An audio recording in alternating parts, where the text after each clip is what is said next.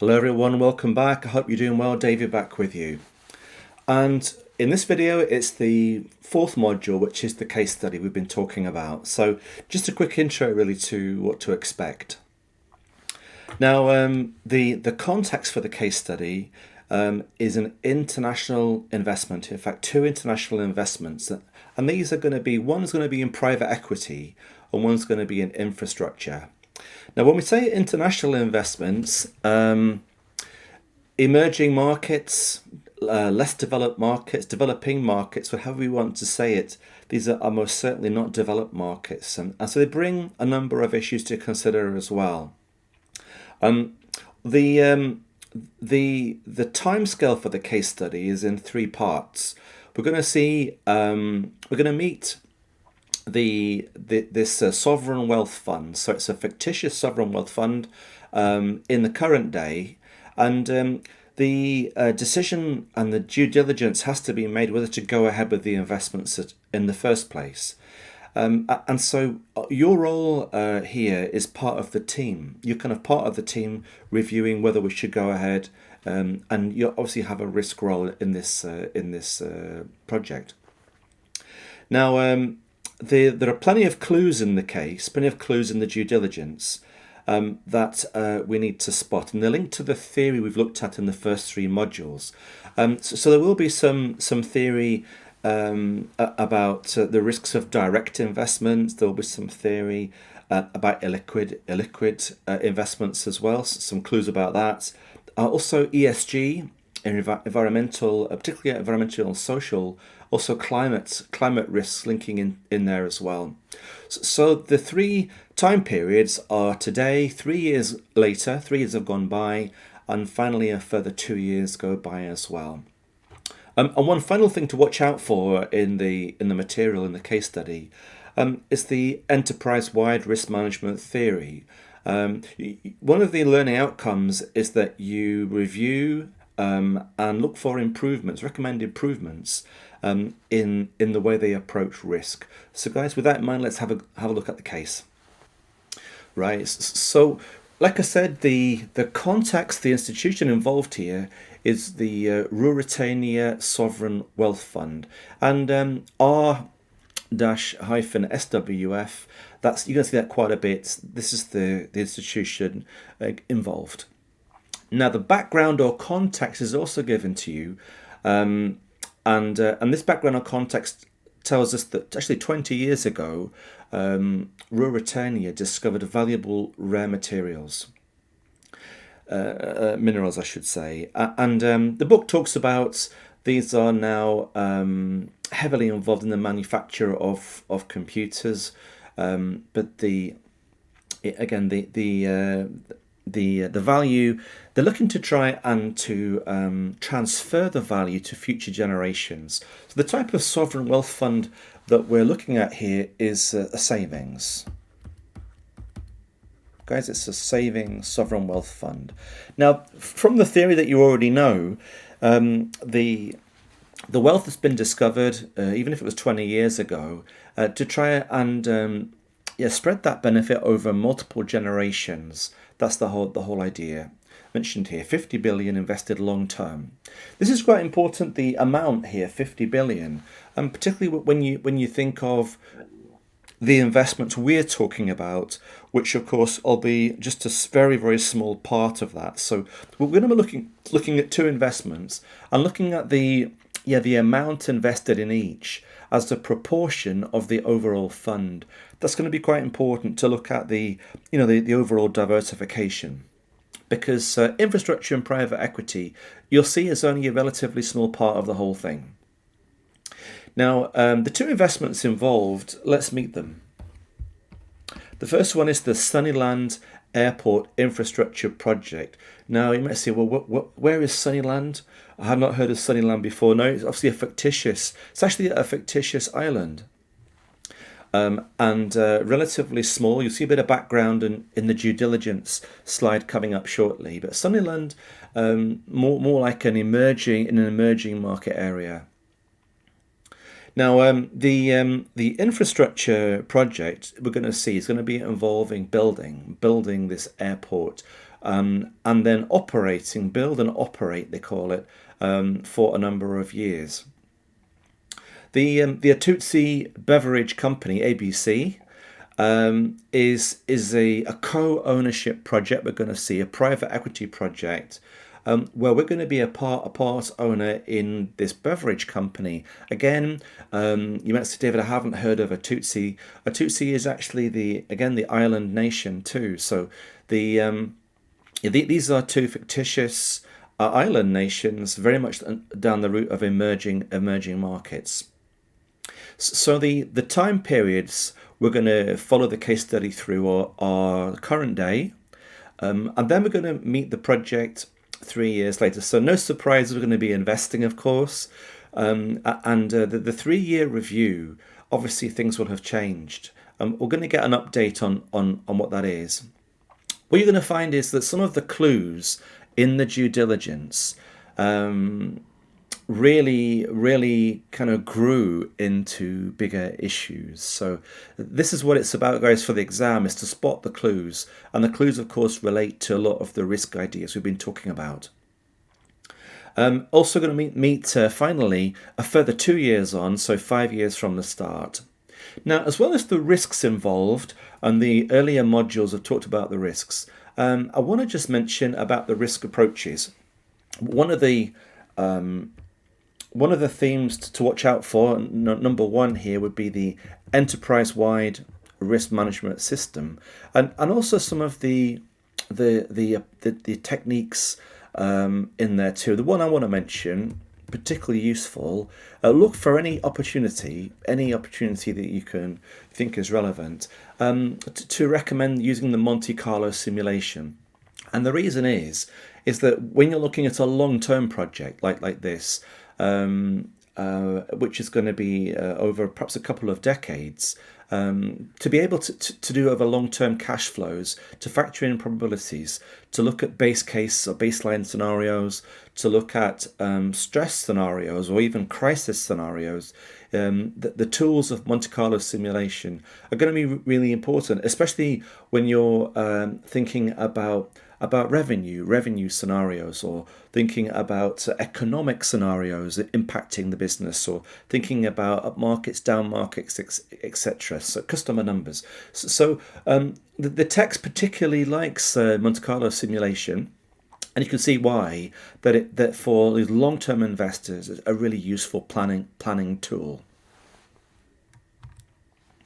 All right, let's meet the first project, which is the Sunnyland Airport project. So talking about Sunnyland being a very small frontier market, relatively small island nation.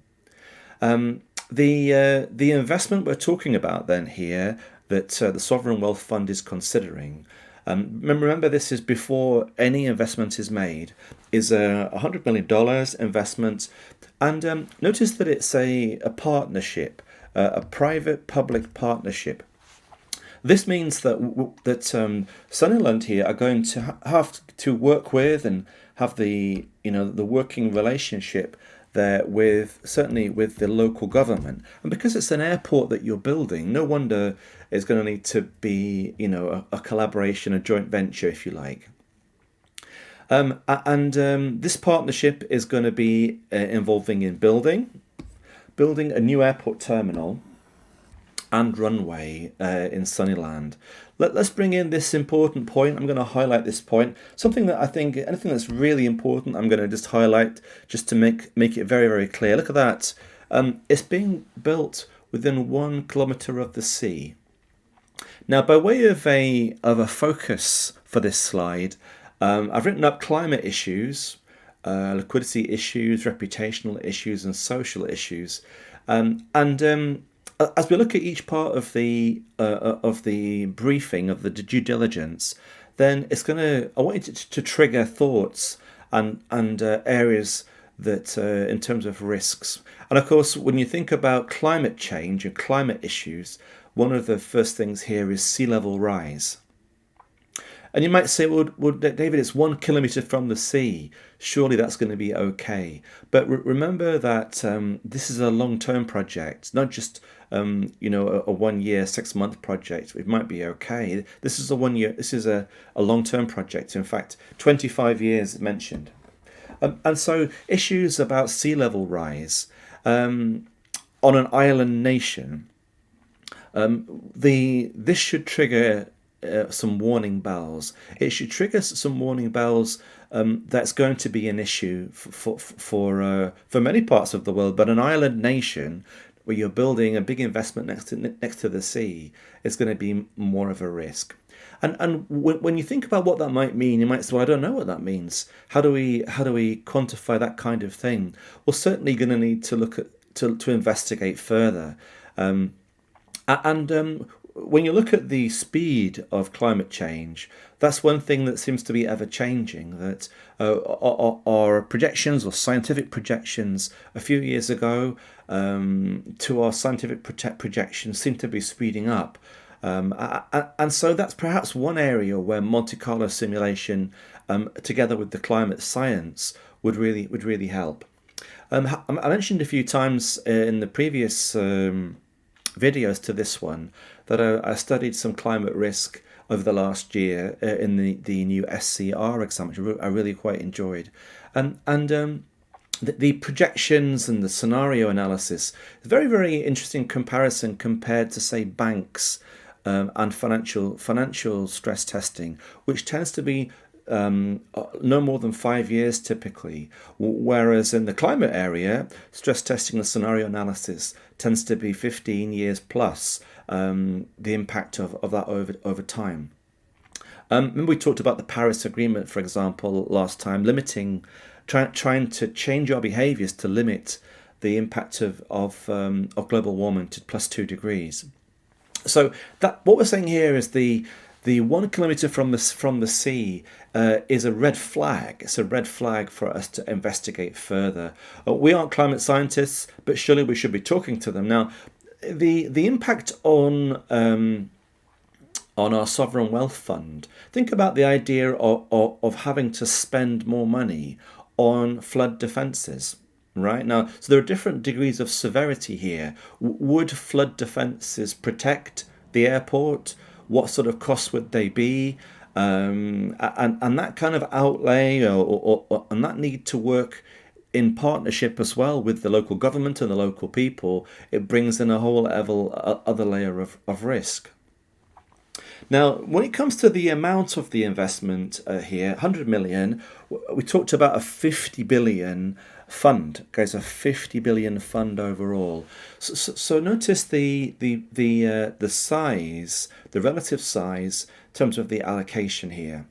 Now, which of these 4 risks, again, does that relate to?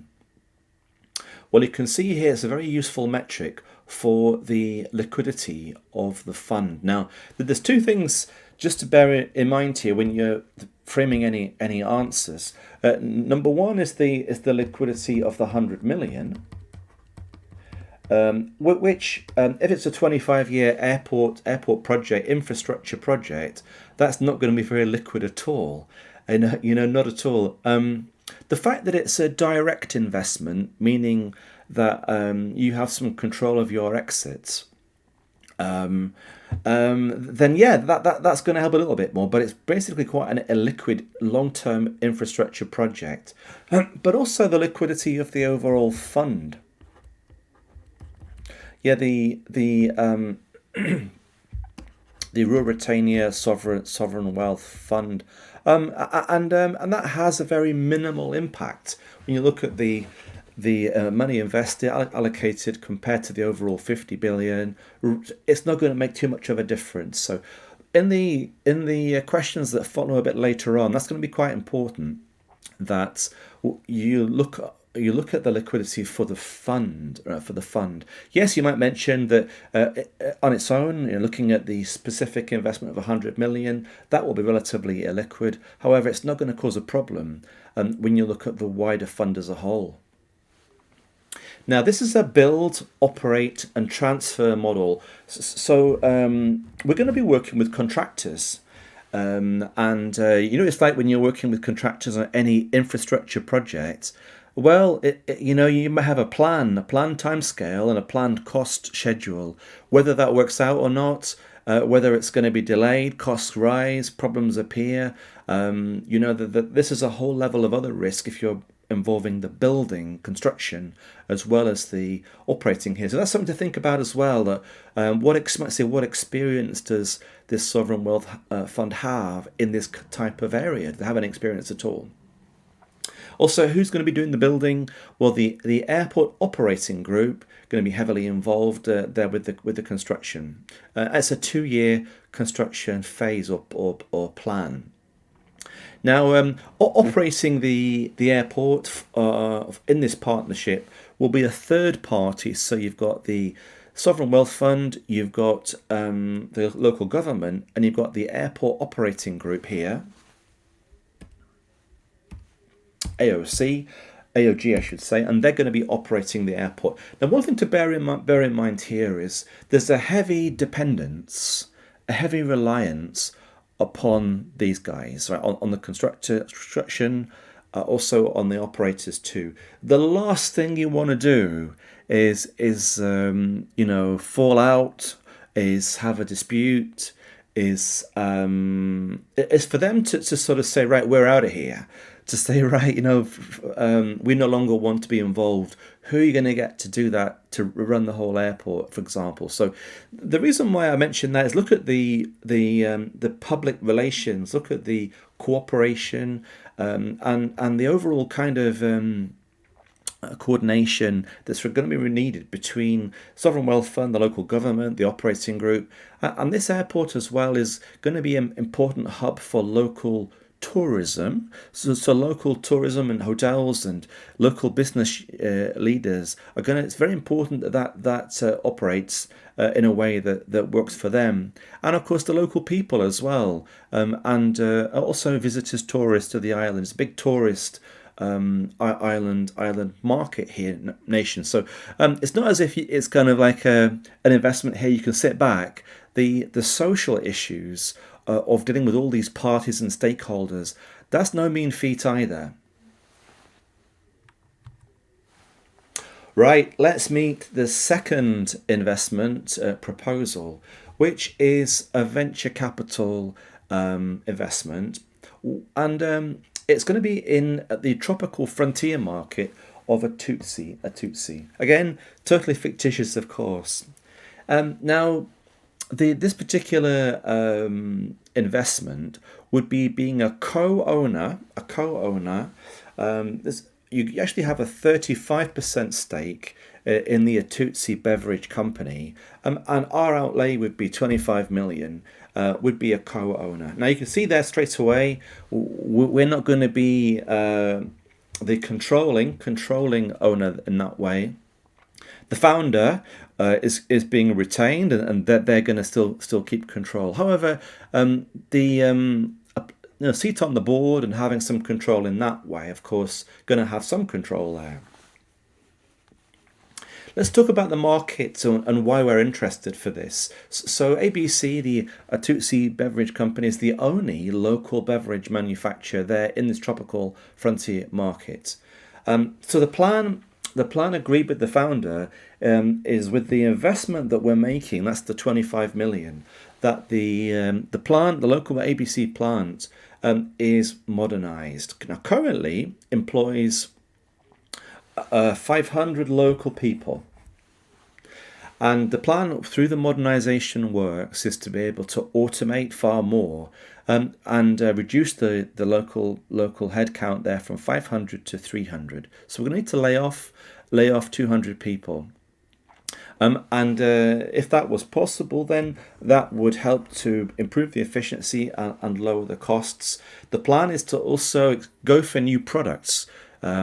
One of the products that could be really expanded is you're going to see in a moment is a local drink, This particular business proposition, one of the sovereign wealth fund directors was on holiday here, and it was from based upon that and trying some of these local drinks that was so impressed. So the potential perhaps to develop and to expand these new products could be quite an exciting proposition.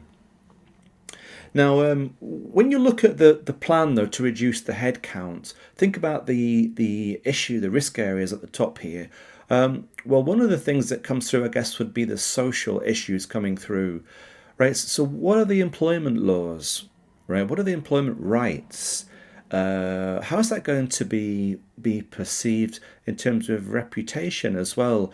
Or what about sort of the impact on the local community? If it's a relatively small frontier market, with the Tutsi, what impact would that have? Yeah. So when we talk about the impact on local communities, it does remind me of what we call the just transition. Just transition. So if you're going to make changes to a local economy, a local people in quite a dramatic way, then what support and consultation and communication, helping perhaps the local communities thinking about the impact of all this. So the just transition being fair and upfront and bringing in the communication, that could be a real issue, particularly in somewhere like a Tutsi, where the employment laws and the jurisdictions, you're going to have to do more due diligence to find out what impacts that might bring. Now, the company ABC here, they're over there in a Tutsi, is located near a river, fair enough, with a unique biodiversity. Okay, right, so we've got some environmental issues here as well. So, okay, what does that mean then? What sort of biodiversity are we talking about? Surely this needs to be investigated. What are the local regulations around this, and how will it impact? Yeah, how will it impact the running of this business? The geography of a Tutsi is that they don't have a port themselves, so they've got to kind of transport quite a lot of things downriver, if you like, downriver. It's a landlocked nation, so to get to a port, you've got to kind of use the rivers. Now, this river here has this unique biodiversity. Then you'd imagine there's plenty of restrictions and in protecting that as well. So that's going to be quite important as the case goes further. So that's another area very important to investigate. Pardon me.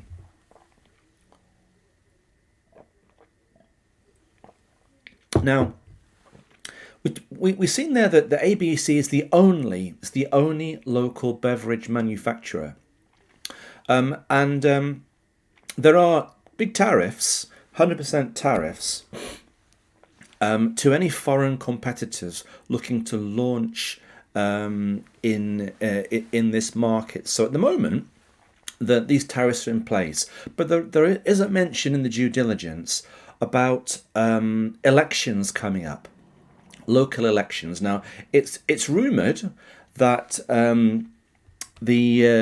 if the opposition political party gets into power, that they might change that. And if that frees up the competition, then a Tutsi finds that their basic monopoly may well go. So they kind of got a lot of protectionism at the moment that gives them a big advantage. But if that was to change with a change of government with the new elections, then that might change the market dynamics quite a bit. So look out for any commercial issues like that. Commercial issues like expanding the product lines, like the impact of competition. Right, so the questions come in then, and so the first couple of questions coming in, this is within the case. Evaluate the liquidity risk of each of each investment, and let's take that one first. When you look at the amounts of each one, the 25 million there for a Tutsi, and going back to Sunnyland, 100 million. But if you put that in context with the very first slide, where we had, 50 billion, guys, here, 50 billion, you can see then that evaluating the liquidity risk to the sovereign wealth fund, we're going to see relatively minor. Although the individual investments, the infrastructure for Sunnyland and the venture capital there for Atutsi, although they are going to be illiquid, particularly because of the time horizons and the nature of them, it doesn't look going to be a problem at all in the bigger picture due to the overall size of the fund. Now, for each investment, identify and explain one environmental concern within the due diligence data. Let's have a look at each of these then in more detail. So, firstly, the liquidity risk. Now, for the exam, remember that you're looking for, I call it the old 1-2. And what I mean by that is that you want firstly some evidence from the case, and then the old 1-2, the second follow-on part is a brief explanation. So here, evidence from the case. Both investments represent relatively small exposures. Now let's quantify that. So Sunnyland is 0.2%. Of the 50 billion assets under management. ABC is 0.05% of assets under management. So useful to have some evidence in your answer, and then go ahead and explain and justify to win the extra mark.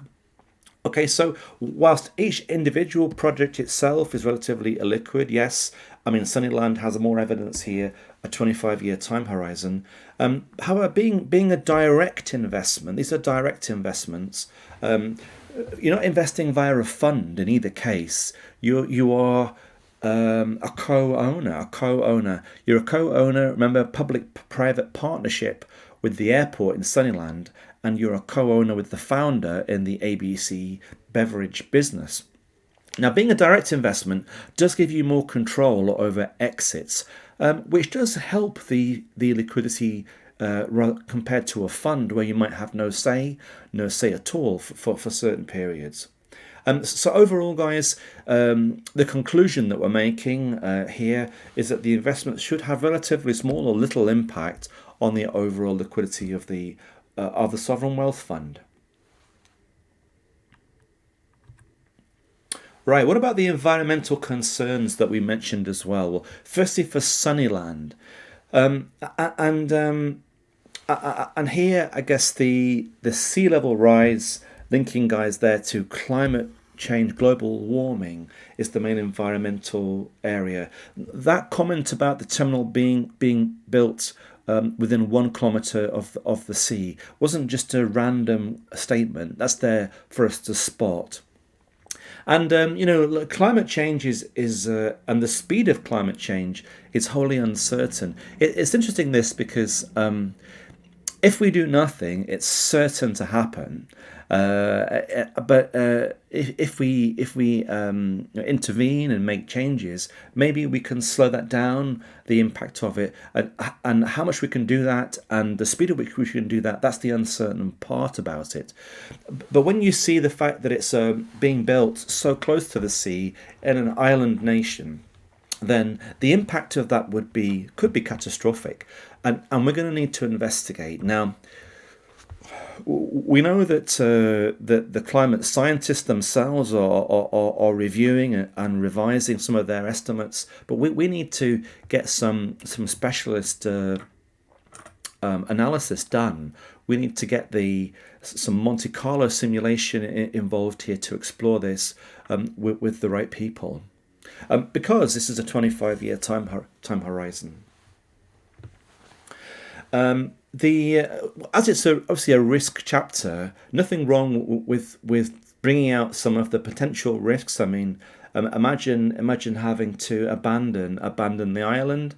You might say that isn't that going a bit far, David? Well, it has happened. It's because in the climate stuff I was studying, it's happened before, where areas that were habitable became inhabitable. Also, you might find at certain times of the year you're more impacted than others.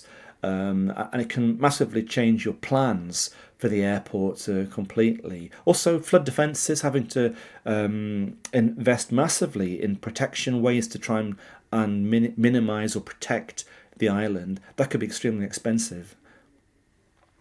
Now, on the ABC, we mentioned about the unique biodiversity. That needs to be investigated further as well. What do you mean by that? What are the local impacts of that? How might that affect the ABC business plan or business operations? Is there any impact that it might have? For example, transportation. Will that restrict at all some of the transportation through to the ports, because the Tutsi is a landlocked nation? So again, local regulations impact, all that should be explored as well. Right. So based upon those two parts of due diligence that we've seen there, the investment goes ahead. And the sovereign wealth fund goes ahead, and they do go ahead with their planned investments in Sunnyland. We now have a 3-year review. So 3 years have gone by, and the forum, by the way, the forum for all this is the investment committee. So this investment committee is structured where you have got the heads of infrastructure, of private equity. You've got the heads of equities, and you've got kind of the investment leaders of this sovereign wealth fund as well, along with the chief investment officer. So what's quite good about this from an enterprise-wide perspective is, yeah, good idea having a committee, very, very useful to get a wide spread of views. And the overall conclusion was to go ahead and invest. Right, 3 years on, well, there's been a big underestimate of the impact of climate change.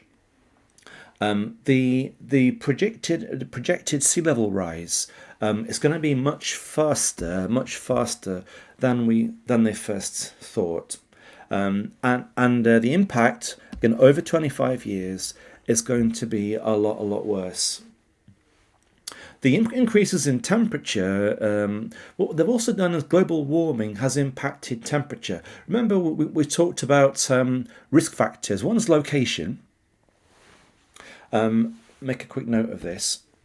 Yeah, one of the risk factors was location, and building an airport, of course, so close to the sea, that's definitely an impact. The other one is temperature, because global warming is making those warmer parts of the world more temperate, even warmer. And that has other impacts as well. So, for example, the tourist season. Now, Sunnyland, it attracts tourism and beautiful island nation. And they won't come. The tourists won't come in the hottest season. It's too hot for anybody. And because of the climate change, it shortened the tourist season. So guys, the month of May is now too hot, shortening the season and restricting business. And remember that the airport and the local businesses as well rely upon the tourist business, tourist numbers for the revenue. So that impact of climate change, one being the impact on the airport building and the runway and whether you can operate, and two, on shortening and reducing the revenues. That's also not good either. And let's have a triple whammy. What about the third issue where we have a recession? Now, holidays and vacations, guys, and going off to the sunshine, it means reduced numbers in a downturn, and in fact vastly reduced tourist traffic. We are here in September 2021, where the travel restrictions around the world from the pandemic are still in place in many cases, and that's pretty much halted any travel, hardly any travel anywhere. The term staycation, where you have your vacation by staying at home, is the hot area right now. So yeah, this the impact of a recession to a very much a tourist hotspot. Here has that been foreseen? So the stress testing, I mentioned, guys, the use of Monte Carlo. It wasn't used when Monte Carlo's simulation wasn't used, guys, but it should have been used a lot more. Yes, you might have come up with a baseline, a base case scenario of traffic, of passenger numbers and business levels. What about more of a stressed version? And then, I'm a risk guy. I would have expected to see what would be some of the worst case scenarios. What are some of the crisis type scenarios, and having but trying to understand the impact of what could happen with the pandemic. This kind of stress testing is going on all the time, as well as the pandemic evolves. Thankfully, when you look at the crisis levels, some of those numbers thankfully haven't happened. But it's important that they are done to understand. For example, if there'd been no action taken at all, then the numbers could have been quite different. Now, if that wasn't enough, so as well as the climate impacts of location, sea level rise, temperature rise, the tourist season is getting shorter, also the recession's coming in. Well, the airport operator, guys, AOC, they want to renegotiate their deal. All right, now remember how important they are, how dependent we are upon them. If that was to break down in that negotiation, if they were to, pull out of the deal, if they were to be unwilling to, or they defaulted, for example, that's going to cause us a lot of problems. Who are you going to get to step in their place there? So it looks like some sort of deal will have to be done, and hopefully we can keep them on board. But it's another level of issues.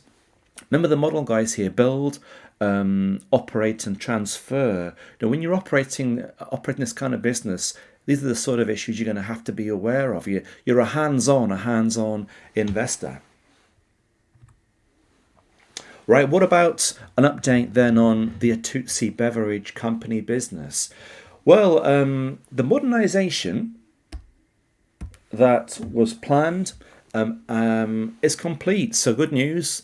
However, look at that, local employment laws in Atutsi, they require a 2-year notice period for all impacted employees. Remember last time round we saw that there was 500 workforce. And the plan there was to take it down to 300. Surely the due diligence would have checked out the local employment jurisdiction laws and regulations. I hope it wasn't a surprise. It looks like it was more of a surprise here that due diligence didn't uncover this. So it's not going to be the same cost cutting and cost saving that you thought. It might take 2 years here.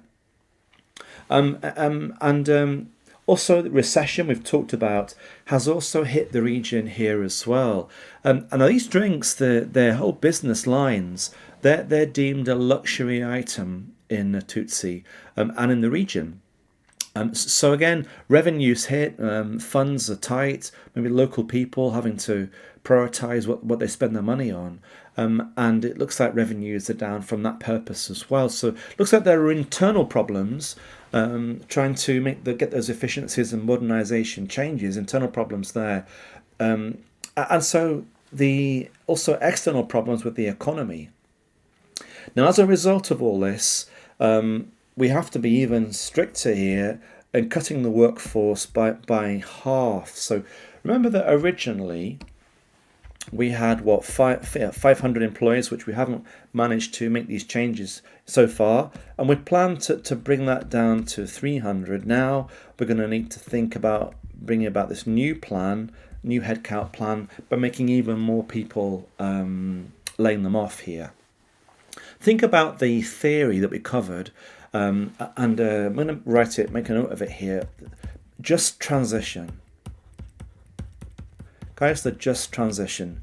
The idea here of being fair and just in the way we treat the local people, our employees. And that's especially important in developing or frontier markets. So things like consultation, and support to the local communities, working with the local business leaders, working to to help with some of the plans that you might have here. Now, if you didn't do that, if you ignore this, there could be all kinds of backlashes and problems, and not just with the local people, even perhaps with the local government as well, who may step in. So working with all parties involved may be really important. Also for the reputational side of things as well too.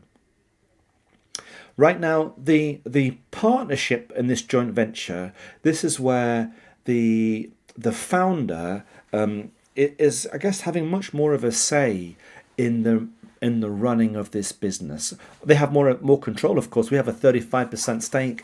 They have 65%.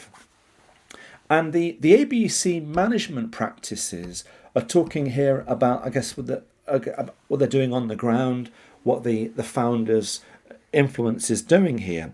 And number one, they're dumping waste in the nearby river. Alarm bells ringing here, sirens going off. You mean the area of unique biodiversity? Yeah, we mean the area of unique biodiversity. We're dumping waste in this particular river. Okay, so straight away, the environmental impact of that, got to think about what that is, find out what that is. What about regulation? What about local communities and the impact that they're having? This is apparently a beauty spot, loved by the local community. And the backlash from that, not just from the local people, local government, from environmental groups, from reputational damage, typically could involve cleanup costs, reputational damage. That's something that we need to address immediately. Also, the local management, ABC management, are cutting employee breaks there to 30 minutes, right? So slave labor, the way we're manipulating and maltreatment of the employees, removing soap from the restrooms, goodness me. So yeah, the way that you're treating your employees. Now, remember that we talked about the Sustainable Development Goals from the United Nations, the 17 things like eradicating hunger, things like, for example, decent life conditions, working conditions, is that the sort of practice that the Sovereign Wealth Fund here wants to be associated with? Is that the sort of practice that anyone would want to be associated with? No. So, as a co-owner with a seat on the board, why hasn't the management practices? Why hasn't a plan been put together? And why isn't as a part owner? Why isn't Sovereign Wealth Fund here having a proper influence in the business plans? So surely working together in the way we're going to operate the business, setting some standards and guidelines. Just standing back as an investor in a direct investment, that's not good enough, guys, at all here. So you have a responsibility when you are a direct owner, to very much roll up your sleeves and get involved. Right then. Now, also in a Tutsi, we have more developments. The first one here, that we have a new government. We talked about the elections that were due. Sure enough, the predictions in the due diligence were correct. The due diligence projected a change of administration, and they also hinted that the import tariffs to the international competitors there have been reduced. Now this massively opens up a level of competition to the marketplace, and that could have a big impact on a Tutsi, the ABC, which had a more or less a monopoly in the past. And so we need to do, guys, think about it here. So how will ABC manage to cope? Now, one of the ways they might be able to cope here, again, is expanding some of their products that seem to be of great potential. Moving away from the carbonated drinks is one idea, more down the very health market, the kind of fruit juice drinks market. And that could be a great plan, because the competitors out there, they're focusing more on the carbonated market, whereas ABC could perhaps be more of a niche player. And that, again, that idea of looking at the commercial recommendations, those clues are in the cases as well.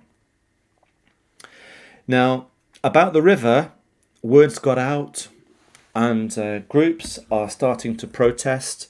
Yeah, they started to make representations about the dumping of waste in the river. Local people, groups, being quite active here. We get a bit more detail about the unique biodiversity's home to rare wildlife, guys. Rare wildlife. It's loved as an local area of natural beauty. And guys, we live in an area like that. We wouldn't want dumping of pollution, waste and pollution in the river, of course. So guys, the idea of sustainability and the environment, natural capital, the air we breathe, the land around us, the earth, the natural world, if you like. And so, the impact here is growing up, and again, action needs to be taken pretty quickly. This practice and the cleanup and the impact on the company, the impact on reputation, the fines, the impact from local people. I mean, for example, who knows whether it might be boycotting our products, demonstrating, striking, local people not coming to work. Who knows what might be the impact of that. Right, so question number 3 this time. Explain one social risk in each of the Sunnyland and Tutsi investment projects. So previously we talked about more environmental and liquidity, bringing in one of the social risks, and then identify one other risks that are common to both investments. So on the social side, firstly for Sunnyland, they're bringing in the very much the people aspects of all the stakeholders involved, many stakeholders involved. Firstly, you've got the local government. I mean, it's their island, right? It's the people involved, the business leaders, the hotels, the whole community that rely upon the hub being the airport. So any decisions about what's happening as far as the airport, and about, for example, flood defences and climate change. These are going to be complex. Here. So this is talking about here, maintaining effective working relationships with everybody, including the airport operators. That's going to be vital. I mean, if a dispute arose where no way forward could be made, and the airport operator pulled out of the deal, that could be a real problem. Or also, if the government lost faith in any party as well, could be a problem too. So this is evidenced in the case by the airport operator requesting to renegotiate fees. So it's important to get them on board, important to move forward together, and to maintain the goodwill of all involved, especially the government. So people and the social aspects really at the heart of this Sunnyland project to move it forward. Now, on the ABC side, on the social risks here, the people aspects of the impact of the headcount fall from 500 down there to 250 having a significant impact on the local community. The impact in terms of lost their jobs and income, and it's hard to understand what that would mean for local families, other opportunities for employment. How long have they worked there for? What sort of timescales? And what will it mean? What will it mean to the local community? What kind of support could we give them? So a just transition, guys. The idea of supporting a just transition, understanding the issues, trying to find some ways forward with the local community, working together. Whether it might be retraining them for other areas, whether it might be using them in different ways, helping them with the transition that you're planning. Secondly, the management practice of cost cutting, reducing employee rest breaks, and the way that the restroom, etc., taking the soap out of the restroom, all these kind of things. That could be viewed as employee exploitation, malpractice, and so bringing very, very strong reputational risk. Also, from the local employee's perspective, who'd want to work in an environment like that unless you had no choice. So that, and also it's probably going to affect the employee's motivation, of course, and their overall output and the way they feel about their jobs too. The whole culture, from a risk perspective, is going to be massively impacted in a negative way. So, really having a go at your employees and mistreat them in that way is not going to be good for anybody. So there's an urgent need, guys, there to work with the founder and sort that out pretty quickly. Looks a lot like that we don't really have our eyes on the ground. We don't really have that seat on the board that we have isn't really making any impact at all. We should be there, involved in this business, not as a bystander. Right. So what was the common risk? Number 4, pick up on another risk that's common to both. Look out for reputational risk, guys. Reputational risk, of course, and in both cases that the investments we choose say a lot about the sovereign wealth fund. The way we operate them says a lot. And when we have a direct investment too, remember that direct investments also bring liabilities. Additional liabilities because you are a direct owner as well. So this type of media coverage, this type of transparency could be a real problem. Now, and any errors, any disasters in the mishandling of the local government in Sunnyland, if that was to break down, or with the AOG, the Airport Operating Group, or also in the way that the climate defences are handled as well. So the money required to fund this, you can bet that the Sovereign Wealth Fund is going to be required to put their hand in their pocket to fund some of this as well. So this kind of gaining agreement at these large outlays, this is going to be difficult to get agreement, I guess, over time. With ABC, the malpractice, the way we're treating the environmental issues, and the way we're treating the employees, both of these could be severe reputational problems as well. Mentioned about Nike and Adidas also having issues, guys, the way they were operating through third parties, often in developing markets as well, in the manufacture of their goods too.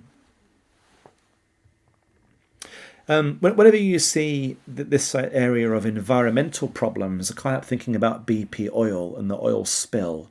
The cleanup costs were enormous in that case as well. Okay, so we're now 5 years since the start. We had the 5-year initial due diligence. We invested. 3 years have gone by. We now have a relatively brief 2-year follow-on. So 2 years from the 3-year mark, we're 5 years in altogether. Right, what do we get then? Well, The airport traffic, customer numbers, the flight numbers is down. Look at that, guys, 50% below our base case forecast, right? So that's considerably down. I mean, of course, yes, there was the economic downturn. Yes, there was the climate getting warmer, reducing the tourist season too. So we did see some of the reasons for that, but maybe this trend has got worse. Right, revenues are significantly down as well. Okay, no surprise. Remember, revenues heavily linked to traffic, airport traffic, of course. What might be more of a surprise, though, here is the unexpected rising costs. Costs are rising a lot higher than we'd ever expected, mainly due to the having to make some changes to adapt the flood defences there for climate change, sea level rise. Right, so what do we do here? You've got costs way higher. You've got airport traffic down. The trend seems to be bad, but when you look at the 3-year compared to the 5-year, it seems to be getting even lower. Yeah, the outlook seems to be unfavourable. Guys, what are you going to recommend? You're going to recommend we get out of here, aren't you? Of course, we get out of here, and that's exactly the case. Yes, so what happened is the Sovereign Wealth Fund, they did sell the 35%. In fact, let's come back, guys, here. So the Sunderland is unfavourable. We're going to the ABC, I should say, next. So ABC, the Sovereign Wealth Fund sold their 35% stake in ABC to an international beverage company for 27 million. Just go back to the start here, just to see. Yeah, with ABC, they actually invested at the start 25 million. Just goes show you here. Go back a moment here. Yeah, 25 million. So originally, 5 years ago, we invested 25 million, and we sold for 27. Okay, just to put a context on that, go back to where we are here. There we go. So we sold here for 27 million. Now, when you think about the potential reputational problems there, number one, the environment, the dumping of waste, polluting the area of natural beauty, unique biodiversity. Two, the people issues, the way they were treating the employees, the big headcount reductions, the layoff that were planned. All those things looked to be a bit unsurmountable, so we got out of that one. Now, it doesn't talk about us leaving the Sunnyland Airport project, but when you look at the argument, you could certainly make a strong argument there that it might be a good time to get out of there as well, because the climate global warming isn't going to change. We're likely going to change that quickly, and the fundamental demand may well be different to what was expected as well. Whether that's all down to the economy, I guess you'd need to do a bit more forecasting of what the economy might change to and how that might impact revenues if you were thinking about continuing. But the question in the case study doesn't really go down that route. If you are going to argue it, just use facts from the case and a strong justification. And I guess investigating further, if you're going to keep it, that would be the strongest argument. But there's also a strong argument, guys, to withdraw from that as well.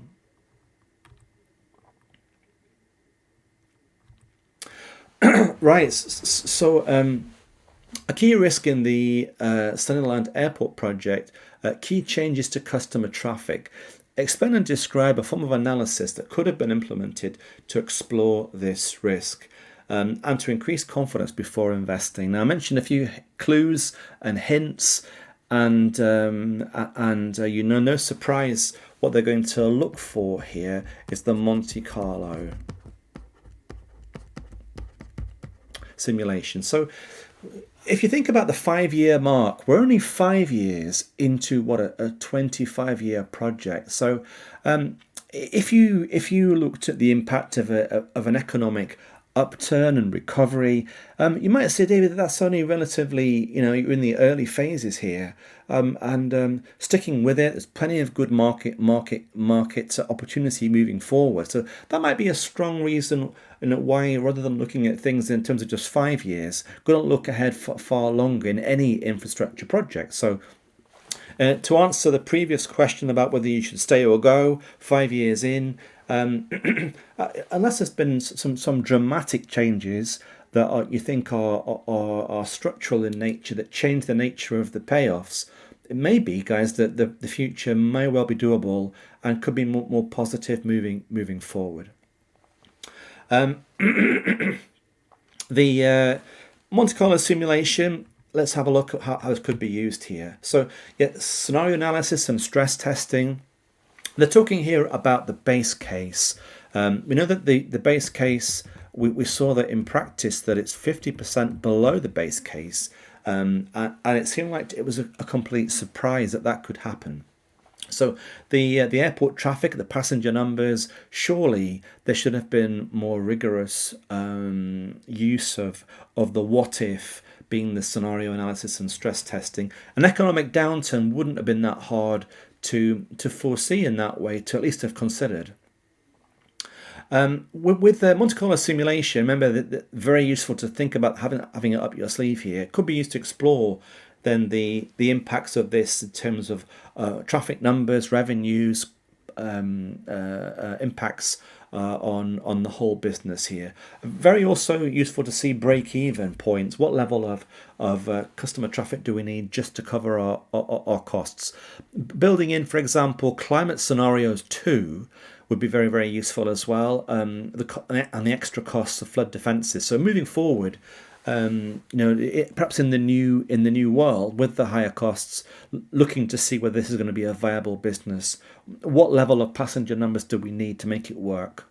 Okay, guys, and just one final thing just to talk about here is a quick mention really of the enterprise-wide approach. And the questions themselves in the case don't bring out this last point, but the last point I mention here is that the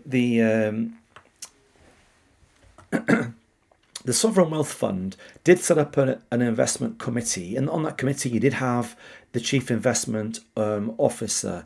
The committee was represented very well with the heads of equities, infrastructure, private equity, etc. And it was the framework, the risk framework was good.